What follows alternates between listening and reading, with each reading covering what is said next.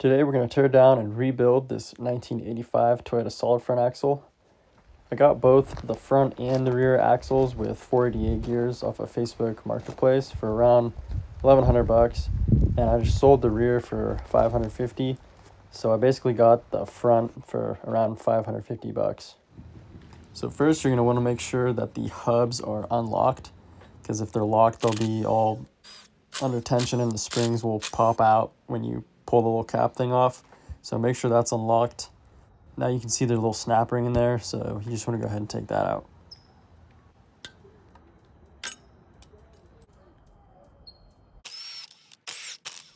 Then you can finish taking the rest of the locking hub apart. And a trick to getting off the cone washers, as you can see here, I'm just taking a bolt and hammering the stud, and it kind of just wiggles loose the cone washer, so it can just kind of slide out. And you might have to hit them pretty hard because they get pretty stuck in there.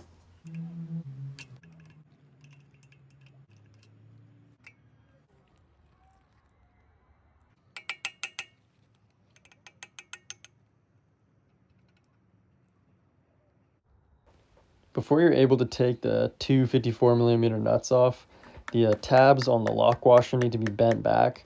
They hold together the two 54mm nuts, so you just bend those back, and then now you can take the first 54mm nut off. So here comes the lock washer. Just get that off, and most kits come with a new one. And you can take the second 54mm off, and then behind that should be the thrust washer, which I kind of just forgot to take out, but that also is behind there. The whole hub can come off, and then you're left with the dust shield. Then you can start trying to get off the spindle. So to get that off, you just kind of want to tap it on the flat parts till it loosens itself kind of, and then just tap the back off.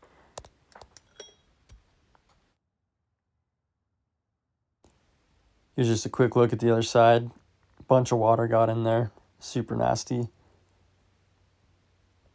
And so here's the spindle after I fully took it off. And then next you can just kind of get the burr field out. It's pretty simple. You just need to align the flat parts with the flat parts of the knuckle, and then you just want to yank it out. Doesn't matter too much to keep it straight when you're pulling it out, but when you're putting it back in with the new seal, you really just want to make sure that you're not messing anything up.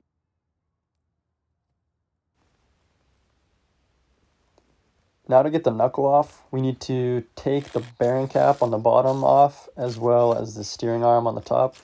And the steering arm has the nuts, washers, and the cone washers. So you just use the same trick as before to get those cone washers out.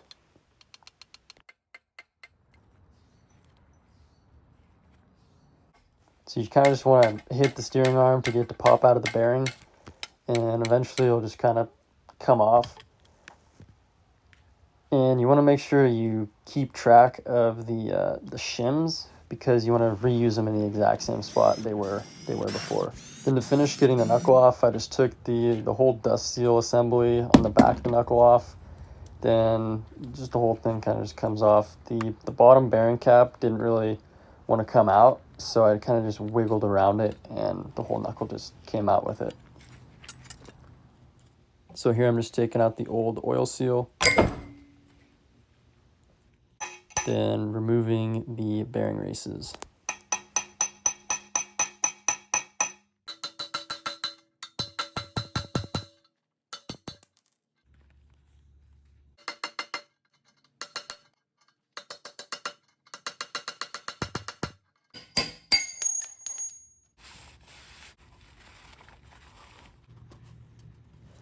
Once everything's all clean, we can put in the new oil seal. I just had this one in the freezer for a little bit and put some grease in the inside of it and a little bit on the outside.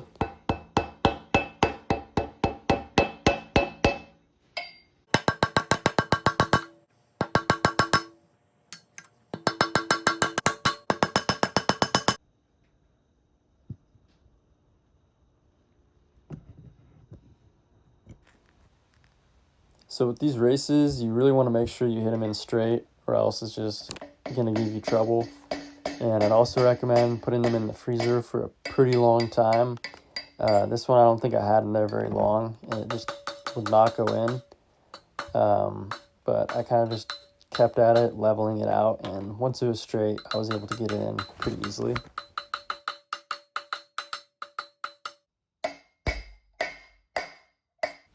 And you can see this next one I had in the freezer for a really long time, and it just went in super easily. So next we're gonna go ahead and put the dust seals on for the knuckle. And you just wanna start with the felt one, which is pretty easy to get on, and same with this little rubber one. And then with the metal one, you just wanna twist it and kind of open it up so it fits over. And once you get it over, you just straighten it back into place.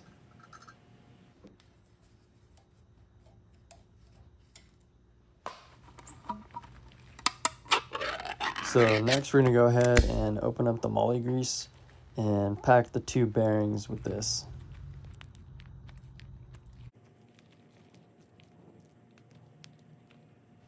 When you're doing this, make sure they're completely full, get all the air out of them, and then you can just go ahead and drop them in. I tried to hold the bottom one with a magnet, but it didn't really work. I think it was just holding itself in with the grease. Then you can go ahead and put the knuckle back on, and when you're putting the knuckle back on, you want to make sure that the caliper bolting holes are facing backwards. And then you can go ahead and put the shims back on. Then you can put the high steer arm in with grease on the little nub, and make sure you put this in the freezer too. It'll make it a lot easier to put back on.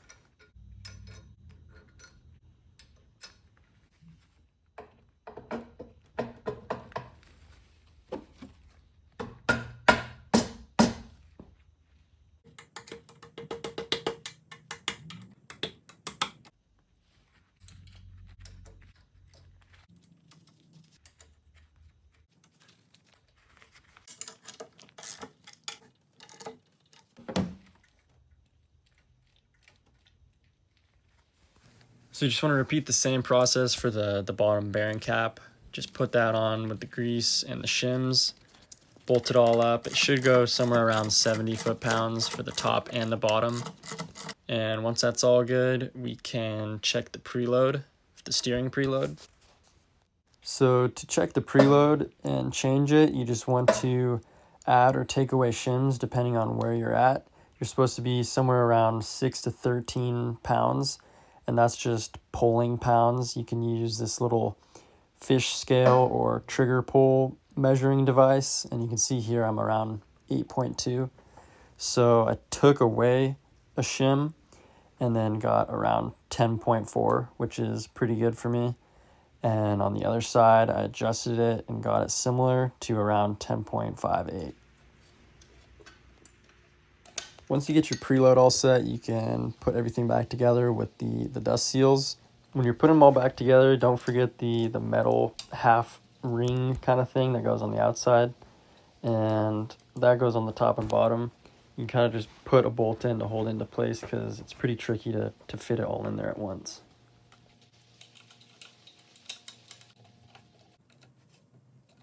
Before putting in the axles, I greased up the oil seals, and this is also when you can put in your differential if you took it out.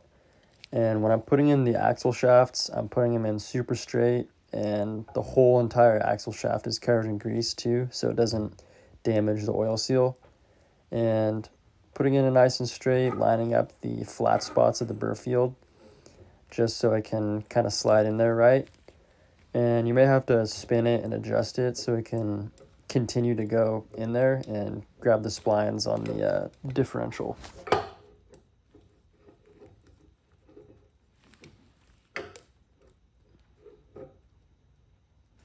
So you can see I'm just kind of gently wiggling it in there until it kind of grabs the splines.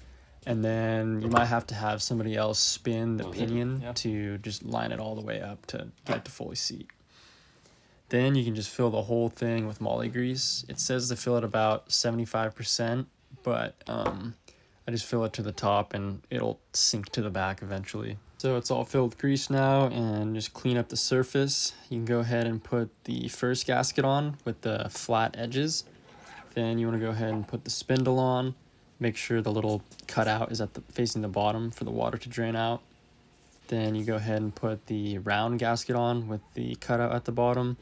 Then you can go ahead and put on the rotor kind of dust shield thing. Then it goes on the last dust seal, and this one's got no gasket in between. Just put it on and bolt it up.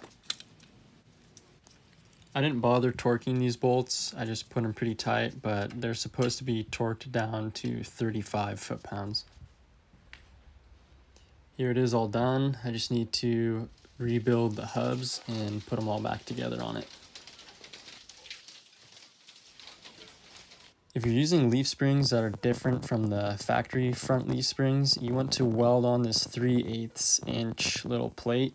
This will help level out the axle and everything, because the factory leaf springs were different heights, and doing this will make it sit level. Refreshing the hubs is pretty simple. You just want to take the old bearings out and the races, just replace them with the new ones, and then on the bearing facing inside of the axle, you put a little dust seal on that and just fill it all with grease.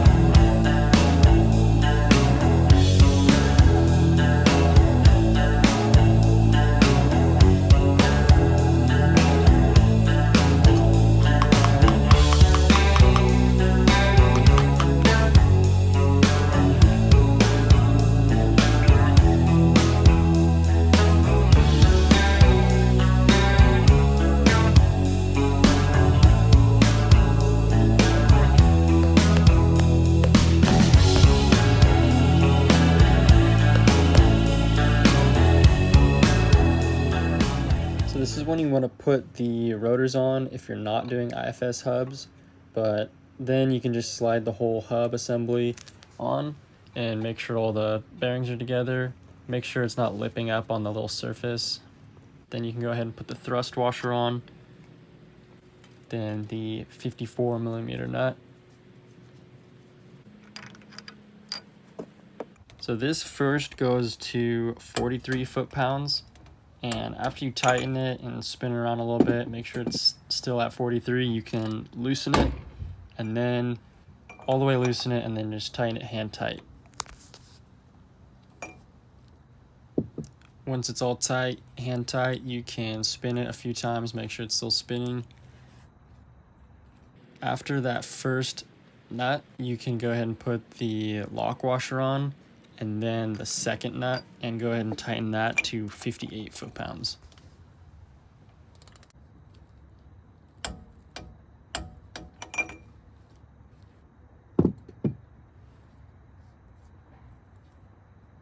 Go ahead and give it a few spins, and after that you can hammer the tabs on the lock washer just to make sure the nuts don't go anywhere. And then you can just piece together the locking hub the same way you took it off, just adding the snap ring and the new gaskets and stuff.